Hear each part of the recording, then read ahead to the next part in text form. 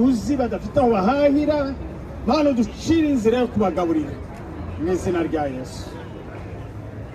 Urabizi yuko hejuru yabo hari amadrone twayahagaritse mu izina rya Yesu. Ubundi kandi dusabiye amahoro izo dukorera ibikorwa byose ziduhuza gutyo n'ayandi maorganization yose hagurutse gutabara iwacu. Mana uyahereze bahereze umugisha mu migambi mu manama baza bakora nijoro icyo tugusabye Mana duhereze ubumwe utangiye kubura ariko turagusabye ngo duhereze ubumwe duciye imigambi yose y'umwanzi y'amacakubiri duhereze urukundo hagati yacu k'abatutsi k'abanyamurenge ejo tuzongere twubake iwacu hose tutishishana. Wakoze Mana yukusubiza amahoro mu izina rya Kristo Yesu. Amen. Nitwa Tim ni umunyamerika. Ninasema Kiswahili kidogo. Avuga Kiswahili bukeya. So I'm going to switch to English now. Aribuze kuvuga Icyongereza ubu ngubu. Thank you everybody for gathering today. Mwakoze cyane kuza It's uyu munsi. important to gather today, but not to stop. This is the beginning. You have to come back every year. Our government is distracted by many important things throughout the world, and you need to be a constant reminder. Guverinoma ya Amerika ifite ibintu byinshi ariko mugomba mwebwe guhozaho kugira ngo mubibutse. Every year, every week, every day. Buri mwaka buri cyumweru buri munsi. I have just come from Bukavu 4 days ago. Avuye Bukavu iminsi nishize muri kino cyumweru. I want to share with whoever sees these broadcasts that you're seeing in the media only one side of a very complex story. Arishaka kuvuga inkuru imwe muri mukubona muri media irimo gusirikira. I'm not here to dispute what may be happening on one side of the story. Ntabwo ndi hano guhakana ibirimo kubera hariya. But what you see behind me is a very important part of the story that is not being represented in our media today. Ariko ibyo muri kubona ni ibintu bitarimo kuvugwa na media Amerika uno munsi. Just like some of these signs say, the dispute here is not whether the US government works with Congo or not. Ibyo abantu barimo kuvuga ngo namasinye yerekana ko Amerika itarimo gukorana na guverinoma ya Congo. The dispute, the plea and the demand is that all civilians deserve to live a life of peace. Gutaka no kukomeza kubivugaho no kugira ngo abaturage babeho mu mahoro. Which is not happening today. Kandi nta mahoro bafite abaturage wacu. War crimes are being committed. And these are not just war crimes committed by individuals who are unorganized.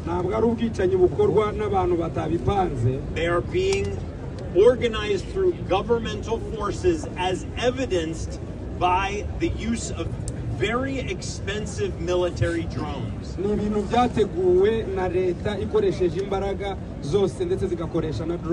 I was in Bukavu, I expected to see a heavy military force there. Because that is what our media would like you to believe. What I witnessed was a very civil, organized city. I also learned that the government officials who were put in place after M23 took over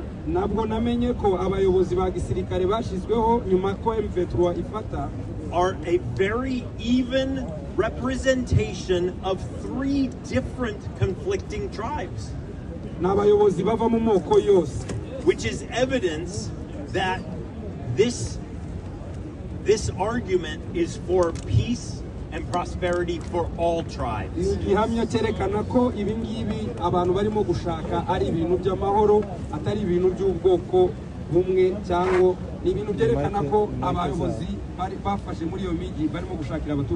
What I also witnessed was a different type of humanitarian disaster, which is that the banks in Eastern Congo are closed.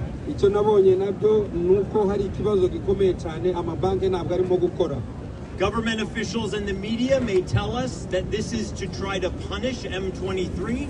hari igihe abasirikare ubutegetsi buvuga ko bwo muri Amerika ko ari punisiyo ya M23. M23 is unaffected by those sanctions. It's the civilians who are being severely affected and to devastating levels. They are going hungry. They need resources and food. We need those banks open now. M23 nk'icyama nta kibazo bafite cy'iyo crash ya economy, ahubwo n'abaturage barimo kugerwaho n'icyo kibazo. Dukeneye ko amabanki atangira gukorwa, ibintu byose bikagenda neza kubera ko abaturage bameze nabi. I'll close with a final request. I was in Minembwe in July of 2023. Ndagira ngo nangize ndi busabe kino kintu nari mu Minembwe mu kwezi kwa karindwi ku tariki 23. This is an area that the American people and the rest of the world need to know has zero military significance or political significance. Ako na karere Amerika igomba kumenya ko nta gisirikare na kimwe kiri mu karere. Yet it's an area being targeted with expensive, sophisticated military drone strikes. Na karere kagoswe n'ubwicanyi bukomeye cyane buteguwe burimo indege zo mu kirere birimo amadrone. The people behind me welcome the United States making deals with Congo for minerals and resources. Abantu bari inyuma ye bashatse gukora amadire y'amabuye y'agaciro na Amerika, and demand that humanitarian access is allowed via road to Minembwe. Open the road to Minembwe now. barasaba ko ubutabazi bugomba kugera mu Minembwe, imihanda yo mu Minembwe igomba gufunguka ubu ngubu. Thank you, and remember, tuko pamoja.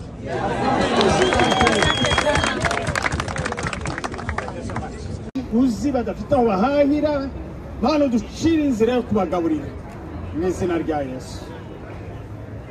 Urabizi yuko hejuru yabo hari amadrone twayahagaritse mu izina rya Yesu. Ubundi kandi dusabiye amahoro, izidukorera ibikorwa byose, iziduhuza gutyo n'ayandi ma organization yose hagurutse gutabara iwacu. Bana uyahereza bahereza umugisha mu migambi mu manama baza bakora nijoro. Icyo tugusabye Mana duhereza ubumwe, utangiye kubura ariko turagusabye ngo uhereze ubumwe, duciye imigambi yose y'umwanzi y'amacakubiri, duhereze urukundo hagati yacu k'abatutsi k'abanyamurenge. Ejo tuzongere twubaka iwacu hose tutishishana. Wakoze Mana yukusubize amahoro mu izina rya Kristo Yesu. Amen. Badusubize perezida ijambo rye. Murakoze. Nanjye mu myemerere mfata ijambo gatoya kugira ngo nshimire abantu bose bari hano.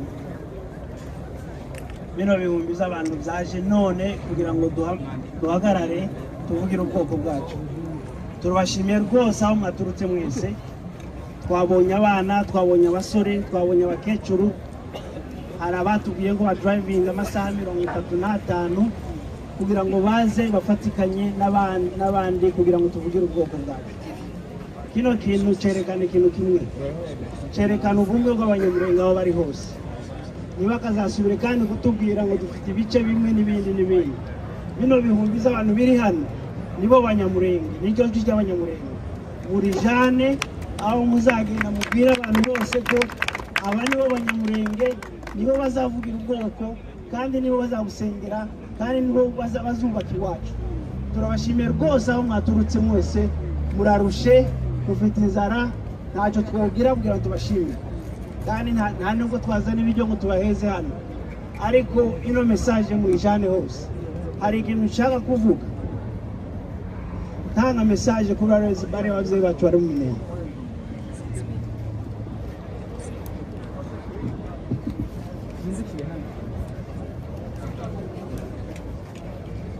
Bino bihumbi biri hano bibaranye namwe, birabatekereza, birabasengera.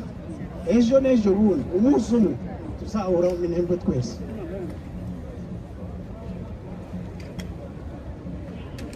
Urubyiruko rwacu rw'abanyamurenge ruri hano ndabashimiye rwose ku mutima wanje wose mwatweretse imbaraga mwatweretse ingufu ni mwebwe gihugu cyacu ni mwebwe imbaraga zacu z'ejo nibaga zasubire kandi kubabwira ngo urubyiruko rwacu rumeze ukuntu muri abagabo muri abasore mufite ubwenge mufite ingufu ni mwebwe muzubukira igihugu cyacu rero ino marshi ya none tubera urwibutso kubera ko ni marshi iri historique nta munsi n'umwe abanyamurenge bari bahaguruka ngo baze kuvugira ubwoko bangana gutya iki niko cyerekana ko ibibazo by'iwacu bimaze kugera ahantu kandi ino message igenda izashikira abayobozi bacu aho bari bose iriya guverinoma ya Kinshasa nagiye nabonanye nabo kuri ambasade twababwiye ijambo baryumvishije bino bihumbi z'abantu biri hano bagende batinde bazatwumvira bagende batinde bazatanga amahoro hari iwacu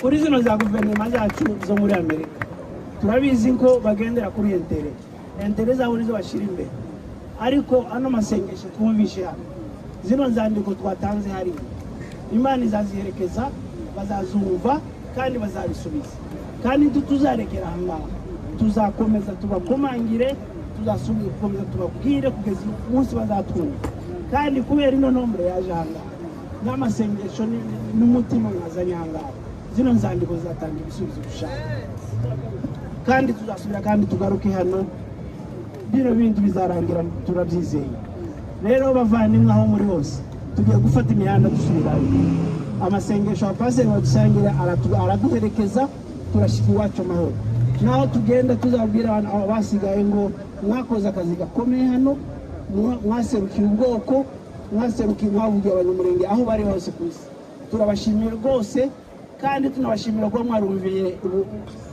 ibyo twabasabye nk'abayobozi bacu nk'abayobozi banyu muratwumvira muraza iki nta nubwo twavuze cyane twavuze gatoya imitima yanyu yari ready kuza ntabwo twingiza umuntu ariko abantu bose baje kubera ikibazo cy'iwacu bamaze kugira ku mutima wabo kandi iwacu amahoro agiye kuboneka kubera ino commitment muhamubona turabashimiye rwose kandi tuzahutubabwira tubivuge no mu manama tuzakora yanyu rero bavandi mu bifata imihanda yanyu mugende mu mahoro muzi neza ngo ijambo ryageze aho ryagombye kugera ababyeyi bari mu minembwe abasore bacu bari ku misozi turabasengeye rwose Imana ibakomeza rero mbere ngo tuva ahangaha hariho exercice twabasabaho kubera ko buri munsi iyo tujye gukora manifestation baza bakora report kandi ikintu bagendera hano ngo aho uko mwasanze aho mwari ko mukorera manifestation ariko mwasiga abantu bose ba making sure ngo ba picking